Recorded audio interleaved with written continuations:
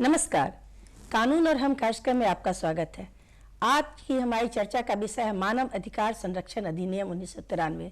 आज इस चर्चा में हमने आमंत्रित किया है मानवाधिकार मामलों के विशेषज्ञ अधिवक्ता श्री एस.के. झा जी को। झा जी, आपका स्टूडियो में बहुत बहुत स्वागत है। बहुत बहुत धन्यवाद। नमस्ते दर्शकों, आज हम चर्चा करेंगे मानव अधिकार संरक्षण अधिनियम के बारे में। और सबसे पहले तो ये हम जानना चाहेंगे कि मानव अधिकार आखिर है क्या। तो मानव अधिकार वो अधिकार है जो किसी भी व्यक्ति को उसके जन्म से प्राप्त होता है। उसमें लिंग, जाति, संप्रदाय आदि के आधार पर भेदभाव नहीं किया जा सकता और न ही किसी से मानव अधिकार छीना जा सकता है। मानव अधिकारों के निगरानी के लिए एक सतत प्रक्रियागत ढांचा के तहत मानव अधिकार संरक्षण अधिनियम पारित किया गया। आज हम उनकी खास बातों को जानने के लिए सबसे पहले ये जानना चाहेंगे कि यह मानव अधिकार है क्या झा जी, और इसका गठन कैसे हुआ। जी, सबसे पहले हम बताना चाहेंगे कि जैसा कि आपने बताया कि मानवाधिकार होता क्या है जी। तो मानवाधिकार वे अधिकार हैं जो हमें प्रकृति के द्वारा प्रदान किया गया है। तो साथ ही साथ प्रकृति ने भी वो अधिकार हमें दिया है। दूसरा, जो सरकार ने भी जो हमें अधिकार दिया है एक मानव होने के नाते, तो वे सारे अधिकार मानवाधिकार की श्रेणी में आते हैं। मूल रूप से व्यक्ति की स्वतंत्रता, उसकी गरिमा को इसमें काफी उच्चता पूर्वक शीर्ष पे इसको रखा गया है, महत्व दिया गया है। इसमें सबसे पहले अगर हम मानवाधिकार के इतिहास के बारे में अगर हम अध्ययन करें तो हमें मैग्ना कार्टा में इसका विस्तृत वर्णन मिलता है कि जहाँ पर जो राजशाही तंत्र भी हुआ करती थी, वह राजशाही तंत्र भी वह मानवाधिकार की बातें करते थे, लेकिन उस समय उतना जागरूकता नहीं था जी।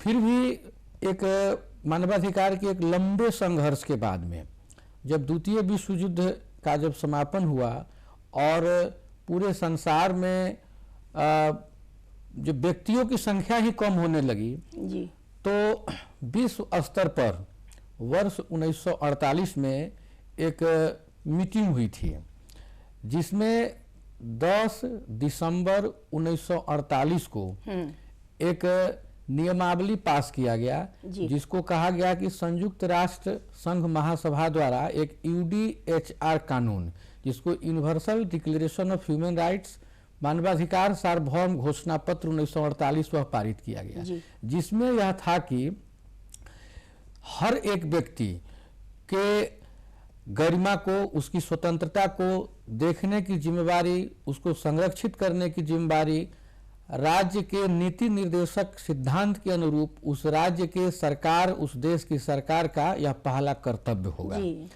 यह संघर्ष दिनों दिन बढ़ता गया। उसके बाद में भारतीय संसद के द्वारा वर्ष 1993 में मानवाधिकार संरक्षण अधिनियम 1993 को पारित किया गया, जो पूरे देश में लागू हुआ जी। जो राष्ट्रीय मानवाधिकार आयोग का जो गठन हुआ, यह भारत के कानून का जो यह एक ऐतिहासिक अध्याय जुड़ा उसमें, और ऐसी अध्याय जुड़ा कि हमारा जो भारत का जो लोकतांत्रिक व्यवस्था है उसमें मानवाधिकार की बातें काफी ऊपर आ गई जी। और हम लोग इसमें मानवाधिकार में ही है कि अगर लोकतांत्रिक व्यवस्था हो या राजतांत्रिक व्यवस्था हो, वहां पर मानवाधिकार को सर्वोपरि रखा गया है। अगर लोकतंत्र है तो मानवाधिकार है, और मानवाधिकार है तो लोकतंत्र है जी। तो वहां पर तो इसका गठन आखिर ये जो मानवाधिकार आयोग का गठन कैसे हुआ और इसकी प्रक्रिया क्या है गठन की, कौन कौन से लोग इसके सदस्य होते हैं जी। तो वर्ष 1993 में जो नियमावली बनी, संरक्षण अधिनियम जो बना जी, उसमें बनाया गया कि एक अध्यक्ष होंगे राष्ट्रीय स्तर पर, एक अध्यक्ष होंगे और उसमें उनके साथ में सदस्य होंगे और वे लोग उसमें कार्य करेंगे, और उसमें रिटायर्ड जो जस्टिस लोग हैं वो कार्य करते हैं। तो हम ये बताना चाहेंगे कि पहले जो नियमावली थी 2019 में जो जो अमेंडमेंट हुआ है उसके पहले जो उसमें नियमावली थी कि देश के जो सर्वोच्च अदालत द्वारा जो रिटायर्ड जो जस्टिस हैं, सुप्रीम कोर्ट ऑफ इंडिया के जो रिटायर्ड चीफ जस्टिस हैं वही उसके अध्यक्ष बनेंगे, लेकिन इसको अमेंड कर दिया गया 2019 में। अब हुआ कि नहीं, उसमें सुप्रीम कोर्ट ऑफ इंडिया के रिटायर्ड जज भी चेयरमैन बन सकते हैं। उसके बाद में 5 सदस्य बनेंगे जो कि पूर्णकालिक सदस्य रहेंगे, जिसमें एक महिला को भी रखा गया, और उसमें जो मानवाधिकार के संबंध में जिनके पास में काफी जानकारी होती है उनको भी उस पैनल में रखा गया, जो मानवाधिकार के लिए कार्य करते हैं या ऐसे जो लोग उनके पास जो जानकारी भी है, दिलाने में मदद भी करते हैं। जी। उसके बाद में 7 पदेन सदस्य को भी उसमें जोड़ा गया। तो 7 पदेन सदस्य में हो गए जैसे अल्पसंख्यक आयोग के अध्यक्ष, बाल संरक्षण आयोग के अध्यक्ष, जो विकलांगता जो आयोग हैं उनके जो प्रमुख हुए वो महिला आयोग के अध्यक्ष। इस तरीके से 7 पदेन उसमें अध्यक्ष बनाए गए। और चूंकि पहले होता था कि जो retired chief justice of India फिर से वो किसी आयोग में चेयरमैन वगैरह बनना नहीं चाह रहे थे, तो सरकार के पास बहुत एक समस्या हो गई थी कि उनको लोग ही नहीं मिलता था। तो वे इसमें अमेंड करके ला दिए कि नहीं, सुप्रीम कोर्ट ऑफ इंडिया से रिटायर्ड कोई भी जस्टिस होंगे उनको चेयरमैन बनाया जाएगा। एक्चुअली इसका जो व्यवहारिक पक्ष फुलफिल नहीं हो पा रहा था, और गठन के कार्य में थोड़ी सी परेशानियां हो रही थी कि जो लोग रिटायर्ड लोग हैं वो आना नहीं चाह रहे थे। हाँ, उसके बाद में वही प्रक्रिया स्टेट कमीशन में भी है कि स्टेट कमीशन में है कि पहले था कि रिटायर्ड ऑनरेबल हाई कोर्ट के चीफ जस्टिस को चेयरमैन बनाने का प्रावधान था, अब उसमें चेंज करके कर दिया गया कि नहीं, ऑनरेबल हाई कोर्ट के जस्टिस भी होंगे तो उनको चेयरमैन बनाया जाएगा। 2 मेंबर स्टेट कमीशन में 2 मेंबर रहते हैं। साथ ही साथ हम बताना चाहेंगे कि जो जांच की जो प्रक्रिया है, तो जांच के प्रक्रिया के लिए पहले तो ये बताना चाहेंगे हमारे दर्शकों को, आप शिकायत करने की क्या प्रक्रिया अगर किसी के मानवाधिकार का हनन होता है, क्योंकि अभी अभी आपने बताया था कि मौलिक अधिकार और मानवाधिकार, तो दोनों में तो काफी भिन्नता है। मौलिक अधिकार जो है हमें संविधान प्रदत्त है, और ये जो मानव अधिकार है वो प्रकृति प्रदत्त है, जन्म से ही जो प्राप्त होते हैं। तो फिर ये जो किसी के मानव अधिकार का अगर कहीं हनन होता है तो उसकी शिकायत कहाँ ले जा सकते हैं? जी, बहुत ही अच्छा सवाल है। हम बताना चाहेंगे कि मानवाधिकार आयोग में शिकायत पत्र दाखिल करने के लिए अब बहुत ही सरल प्रक्रिया सरकार के द्वारा और आयोग के द्वारा किया गया है।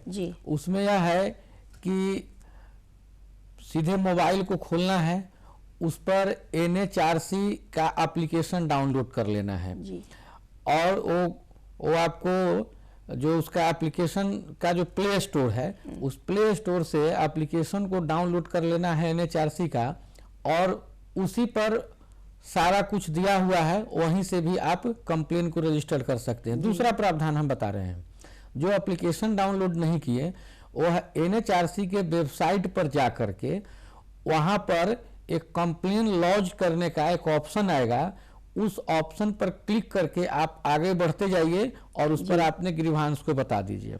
जो लोग मोबाइल नहीं चलाते हैं उनके लिए भी काफी सुलभ व्यवस्था है कि वे एक सिंपल आवेदन अपने हाथ से ही लिख करके, टाइपिंग कराने की भी जरूरत नहीं है, अपने हाथ से भी लिख करके एक आवेदन पत्र को आप सीधे रजिस्टर्ड डाक के द्वारा राष्ट्रीय मानवाधिकार आयोग का जो पता है, राष्ट्रीय मानवाधिकार आयोग नई दिल्ली, मानव अधिकार भवन INA GPO कॉम्प्लेक्स नई दिल्ली के पते पर, जिनका पिन कोड है 110023, इस पते पर भी आप भेज सकते हैं। वह पता वेबसाइट से भी लिया जा सकता है। इसी तरह से स्टेट कमीशन का है कि अगर आप स्टेट कमीशन में भी अगर शिकायत पत्र दाखिल करते हैं, उसमें भी इंटरनेट के माध्यम से शिकायत पत्र दाखिल कर सकते हैं, या डाक के माध्यम से भी आप आवेदन राष्ट्रीय मानवाधिकार अगर आयोग को देते हैं तो सेवा में माननीय अध्यक्ष महोदय राष्ट्रीय मानवाधिकार आयोग नई दिल्ली के नाम से प्रेषित कीजिए। अगर राज्य में देते हैं तो राज्य मानवाधिकार आयोग के नाम से भेजिए जिस संबंधित राज्य का होगा। जी। दूसरी प्रक्रिया इसकी एक और है, अगर मान लेते हैं कि आप आयोग के कार्यालय में भी जाकर के अगर आप पत्रावली देना चाहते हैं तो आयोग के कार्यालय में भी जाकर के आप अपने पत्र को, वहां पर उनका काउंटर बना हुआ है, वह रिसीव करने के लिए ही आदमी वहां पे बैठा रहता है। वह आपके आवेदन को लेगा, रिसीव करेगा। उसके बाद जब ये आवेदन अगर आप लिख भी नहीं पाते हैं तो आयोग में ऐसी व्यवस्था है कि आप वहां पर बोलिएगा तो वहां पर लिखने वाले लोग भी बैठे हुए हैं जो आपके आवेदन को लिख करके आपको पढ़कर सुनाएंगे, तब आपसे सिग्नेचर करवा लेंगे और आपको एक प्रति देंगे। उसके एक सप्ताह के बाद में जब आपकी एप्लीकेशन ऑनलाइन, ऑफलाइन या ऑफिस में जब पड़ जाता है तो उसके एक सप्ताह 10 दिनों के बाद में उनका एक फाइल नंबर जनरेट होता है। उसके बाद वह केस सुनवाई के लिए जाता है और वह मानवाधिकार आयोग संरक्षण अधिनियम के अंतर्गत अगर वह इंटरटेनेबल होता है तो माननीय आयोग के द्वारा उसको इंटरटेन किया जाता है और प्रोसीडिंग को बढ़ाया जाता है।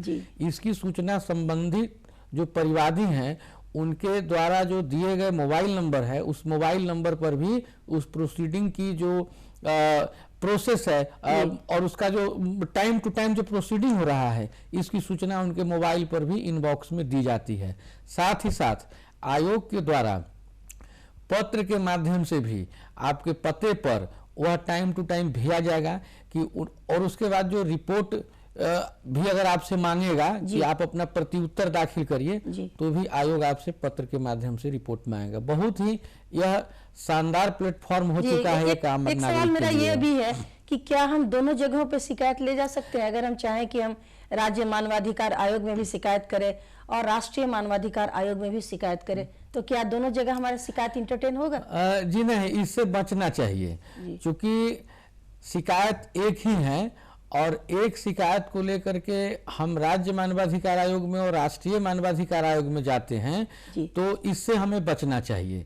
क्योंकि राज्य का अगर मामला में अगर राज्य मानवाधिकार आयोग में जाते हैं तो राज्य मानवाधिकार आयोग देखेगी, राष्ट्रीय में जाते हैं तो फिर दोनों जगह अगर जा रहे हैं तो फिर वहां पर चूंकि अब तो ऑनलाइन चेक हो जाता है तो आयोग को पता चल जाता है तो एक पिटीशन आपकी खारिज हो जाएगी, वो डिसमिस कर दिया जाता है। क्योंकि अगर आपका स्टेट में पेंडिंग है तो आप नेशनल में नहीं जा सकते हैं, स्टेट का कौन सी तरह की शिकायतें हैं जो कि हम वहाँ कर सकते हैं?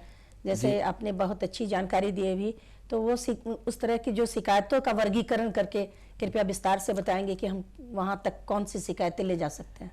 जी, मानवाधिकार उल्लंघन के वे सारे मामले हैं जिससे किसी के मानव की गरिमा, स्वतंत्रता पर अगर कुठाराघात होता है तो इससे पीड़ित व्यक्ति मानवाधिकार आयोग में जा सकते हैं। इसको हम लोग यूं समझें कि कोई भी व्यक्ति किसी सरकारी कार्यालय से, पुलिस प्रशासन से, जेल से या कोई सरकार के फोरम से अगर काफी तबाह हो गया हुआ है, काफी परेशान हो रहा है, वैसे व्यक्ति मानवाधिकार आयोग का दरवाजा इमीडिएट उन्हें खटखटाना चाहिए। वहां से रिलीफ अच्छे से मिलता है और रिपोर्ट कॉल्ड होने के बाद में जब प्रत्युत्तर मांगा जाता है वहां पर व्यक्ति को पूरा समय मिलता है पक्ष रखने के लिए। और आयोग में रिटायर्ड जस्टिस लोग बैठे रहते हैं आम लोगों की मदद करने के लिए ही। उसमें एक्टिंग आईएएस और आईपीएस भी काम करते हैं जो प्रतिनियुक्ति पे उनकी 2 साल 3 साल की पोस्टिंग होती है, वो भी काफी ऑनेस्टली वर्क करने के लिए बैठे हुए रहते हैं। ये शिकायतों का वर्गीकरण करने के बाद अगर किसी को साक्ष्य प्रस्तुत करना हो, अपने पक्ष में कोई गवाही देनी हो तो उसकी क्या प्रक्रिया है? जी, गवाही देने के लिए माननीय आयोग के द्वारा नोटिस करके संबंधित व्यक्ति को बुलाया जाता है। साथ ही साथ जो पुलिस अफसर हैं या कोई भी सरकारी कर्मी हैं उनको भी नोटिस दे करके बुलाया जाता है। दूसरा है कि अगर गवाह प्रस्तुत अगर करना है तो उसके लिए भी आयोग नोटिस करके बुलाती है और उनका जो इंक्वायरी कमेटी है, जैसे अवकाश प्राप्त न्यायाधीश के द्वारा जो जांच होना है तो वहां पर उनसे पूछताछ न्यायाधीश महोदय द्वारा किया जाता है, या अपर पुलिस महानिदेशक या पुलिस अधीक्षक सारे मानवाधिकार आयोग के अपने होते हैं, वो लोग भी अगर नोटिस दे करके बुलाते हैं पूछताछ के लिए, तो वहां पर भी व्यक्ति जा करके अपना जी, जैसा कि गवाही अभी देते देखा जा हैं। रहा है कि सारे साक्ष्य वगैरह ई कोर्ट, ई सम्मन, इस तरह से, या एक जो कक्ष बना रहता है गवाह कक्ष की, वहां पर बैठकर वो व्यक्ति गवाही दे रहा है और कोर्ट तक उसकी सुनवाई होती है। तो क्या ये जो मानवाधिकार आयोग की जो सुनवाई होती है, इसमें हम इस इलेक्ट्रॉनिक प्रणाली से भी शामिल हो सकते हैं? इलेक्ट्रॉनिक प्रणाली से वो डिपेंड करता है वो आयोग का क्या डायरेक्शन है, क्योंकि जो ई कोर्ट और जो ई फाइलिंग्स की बात है तो वो सिविल कोर्ट में ये अभी आया है ऑनरेबल हाई कोर्ट के आदेशानुसार, लेकिन अभी जो आयोग में है तो भी आयोग में अभी ऐसी व्यवस्था नहीं हुई, लेकिन आने वाले समय में निश्चित रूप से होना है, क्योंकि कई ऐसे मुकदमों में हमने देखा है कि स्पॉट पर अगर किसी भी व्यक्ति के परिजन के साथ में कोई तरह का अगर हादसा हुआ है जी। तो ऑनरेबल कमीशन के द्वारा वीडियो कॉल के माध्यम से उसको देखा गया है और उसको देखने के बाद में सुबो मोटो कॉग्निजेंस भी लिया गया है। साथ ही साथ एक दो ऐसे भी मामले हमारे सामने में आए थे, हम खुद उस मामले को इंटरटेन कर रहे थे, तो उसमें हमने देखा कि आयोग के अध्यक्ष के महोदय के द्वारा वीडियो कॉल के माध्यम से फोन कॉल करके वो स्पॉट पर देखा गया था और लोगों का बयान भी लिया गया था, लेकिन अभी आयोग में अभी गवाही वगैरह के लिए अभी उतना डेवलपमेंट नहीं हुआ, लेकिन आने वाले समय में जिस रफ्तार से भारत की सरकार या राज्य की सरकारें कार्य कर रही है मानवाधिकार के प्रति पूरे हिंदुस्तान में, तो हमें लगता है कि आने वाले समय में हिंदुस्तान ही नहीं, अंतर्राष्ट्रीय स्तर पर भी मानवाधिकार के संरक्षण के लिए काफी कार्य किए जा रहे हैं। लेकिन एक चीज हम ये जानना चाहेंगे कि जैसे कि आपने अभी बताया कि पुलिस की कार्यवाही के अगर नहीं हो रही है तो हम मानवाधिकार आयोग की शरण ले सकते हैं, दरवाजा खटखटा सकते हैं। क्या न्यायालय की कार्यवाही जो है उसके अंतर्गत अगर किसी को न्याय नहीं मिल पा रहा है तो क्या व्यथित व्यक्ति मानवाधिकार आयोग जा सकता है? हाँ, उसमें है, नियमावली है कि अगर न्यायालय की प्रक्रिया में अगर कहीं पर भी त्रुटि लग रहा है, कहीं पर ऐसा व्यक्ति फील कर रहा है कि उसके मानवाधिकार का उल्लंघन हो रहा है, तो संबंधित न्यायालय का जो जिस राज्य के क्षेत्राधिकार में है वहाँ के मानवाधिकार आयोग में वो बेहिचक बेझिझक कंप्लेन कर सकते हैं। इसकी जानकारी अभी लोगों के पास में नहीं है, लोग इतना ही समझते हैं कि चूंकि यह मामला कोर्ट में चल रहा है इसलिए हम आयोग में नहीं जा सकते हैं, लेकिन आयोग में यह प्रावधान है कि अगर कोई भी मामला अगर कोर्ट में लंबित है तो आप ऑनरेबल कमीशन के पास में निश्चित रूप से पिटीशन देना चाहिए। और व्यक्ति को हम चाहते हैं कि अगर इस मामले को अगर हर कोर्ट से अगर 10-20 मामला जाना शुरू हो तो आयोग अगर समीक्षा करे तो इसमें काफी प्रभाव, इसका पॉजिटिव प्रभाव पड़ेगा। अक्सर ये भी देखा जाता है कि आम लोगों में एक धारणा बनी हुई है मानवाधिकार मतलब कि पुलिस अगर किसी के साथ दुर्व्यवहार करती है या पुलिस के कार्यों से कोई व्यक्ति अगर व्यथित होता है तो ये व्यक्ति मानवाधिकार आयोग की शरण लेता है। तो क्या पुलिस के जो कार्यों से व्यथित व्यक्ति अगर मानवाधिकार आयोग की शरण लेता है और फिर मानवाधिकार आयोग द्वारा संबंधित पुलिस के ही वरीय पदाधिकारी या जो जनरल पदाधिकारी हैं उनको कहा जाता है कि आप जांच करें, तो क्या ये कहीं से मानवाधिकार का उल्लंघन नहीं?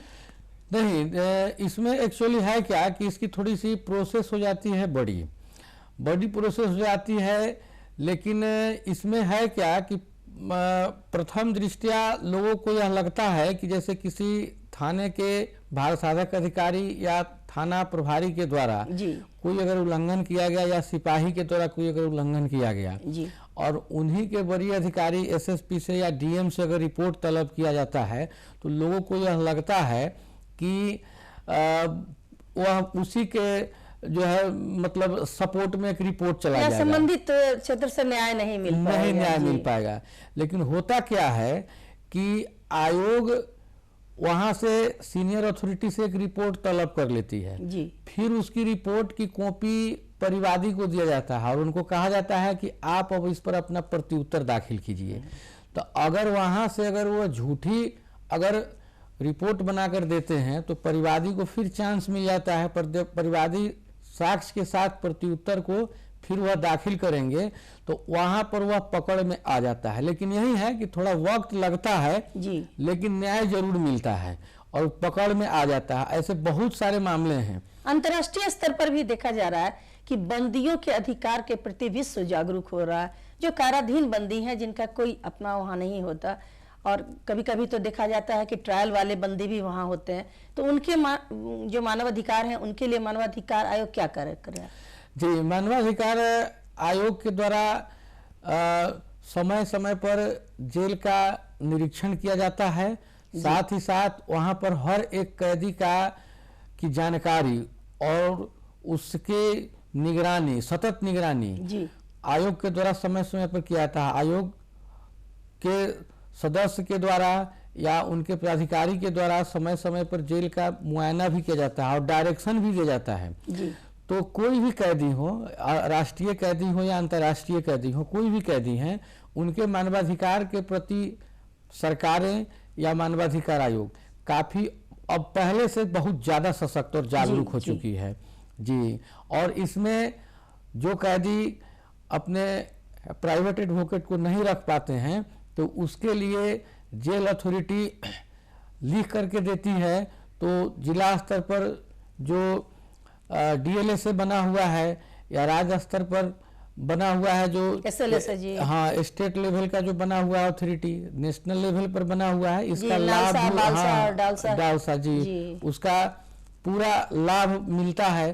साथ ही साथ अगर डीएलए से या राज्य फोरम या नेशनल फोरम अगर अधिवक्ता पैनल अगर उनको समय पर मुहैया नहीं कराते हैं तो वैसे बंदी को यह पूरा राइट है कि वे मानवाधिकार आयोग को लिखें, और मानवाधिकार आयोग इसमें निश्चित रूप से इसमें डायरेक्शन देती है। बहुत सारा ऐसा मामला हम देखे हैं कि उसमें राज्य आयोग सामने आकर के या स्टेट कमीशन सामने आकर के कैदियों के मानवाधिकार के प्रति काफी सशक्त होकर के लोगों को विदेश, हम लोग मुजफ्फरपुर से कितने लोगों को भिजवाए हैं। जी, ये तो रही बात कि ये लीगल राइट्स की। कुछ ऐसे भी राइट्स हैं जैसे कि मानव अधिकार के तहत स्वास्थ्य का अधिकार, शिक्षा पाने का अधिकार, बंदियों के लिए क्षतिपूर्ति मुआवजे का अधिकार, इन सब मामले को कैसे ले जाया जाता है मानवाधिकार आयोग के पास, और वहां से किस तरह से न्याय बंदियों को मिलता है?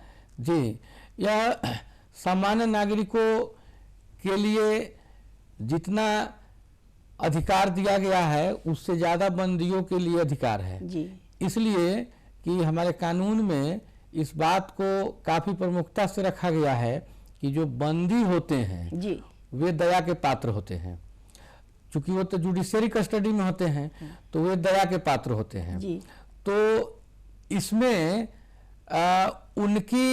उनको कोई तरह की स्वास्थ्य संबंधी या शिक्षा संबंधी कोई समस्या न हो, इसके लिए टाइम टू टाइम मानवाधिकार आयोग हो या किशोर न्याय बोर्ड में बाल संरक्षण आयोग की टीम हो या महिला बंदियों के लिए महिला आयोग की टीम हो, वह बार बार निरीक्षण करती है और हर समय समय पर निरीक्षण करती है और काफी सक्रिय है। पूर्व से ही सक्रियता इसमें, अब तो खैर अभी और बढ़ते चली जा रही है।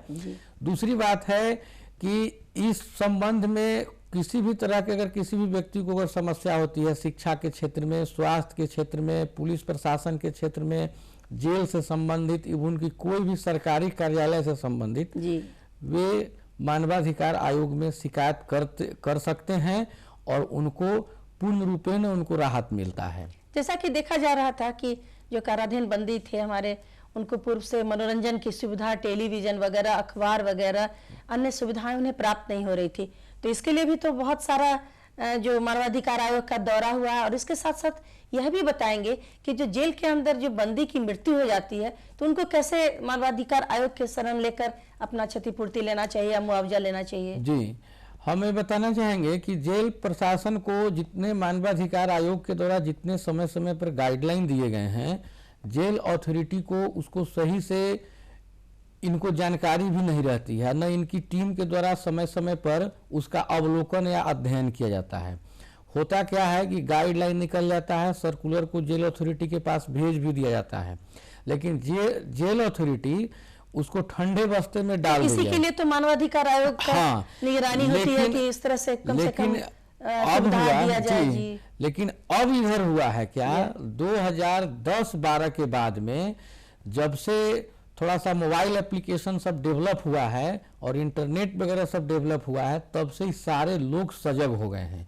अब जैसे कैदियों को समय समय पर काउंसलिंग के लिए जी काउंसलर की व्यवस्था की गई है, जिसके कारण कि उनको उनका मानसिक स्वास्थ्य वगैरह सबको देखा जाए। दूसरी बात, जैसा कि आपने बताया कि कैदियों की मृत्यु हो जाती है, तो मृत्यु हो जाती है तो इसकी रिपोर्ट उनको इमीडिएट जेल अथॉरिटी को, मानवाधिकार आयोग को भेजना पड़ता है और जुडिशियरी उसकी इंक्वायरी होती है और मानवाधिकार आयोग जो उनके जो परिजन होते हैं, जो मृतक हैं, उनके मृतक के परिजनों को उनके द्वारा जो मुआवजे की राशि है वह भी दिलवाती है। जी, बच्चा एक समाज का प्रमुख अंग होता है और बच्चों के लिए भी मानवाधिकार आयोग काफी सजग है। तो चलते चलते कुछ शब्दों में आप ये बताना चाहेंगे कि बच्चों के लिए, स्वास्थ्य के लिए, बच्चों की शिक्षा के लिए, बच्चों के अधिकारों के लिए मानवाधिकार आयोग क्या कर रहा है? जी, मानवाधिकार का जहाँ तक यह बच्चों के लिए बात है, तो इसके लिए एक सरकार ने एक अलग ही एक आयोग का गठन भी किए हुआ है, बाल अधिकार संरक्षण आयोग, जिनके जो अध्यक्ष होते हैं वह राष्ट्रीय मानवाधिकार आयोग के पदेन वो भी सदस्य होते हैं। आपने बहुत अच्छी ये जानकारी दी। हमारे दर्शकों ने ये जाना कि किसी की भी अगर समानता कहीं खतरे में है, कहीं उसके अधिकारों का हनन हो रहा है, तो हर तरह से, चाहे वो बच्चा हो या वो श्रमिक हो या वो महिला हो, सभी लोग मानव अधिकार की शरण ले सकते हैं, मानवाधिकार आयोग जा सकते हैं। मानवाधिकार आयोग चाहे वह राष्ट्रीय हो या राज्य मानवाधिकार आयोग हो, आपकी सुनवाई होगी और आपको न्याय मिलेगा।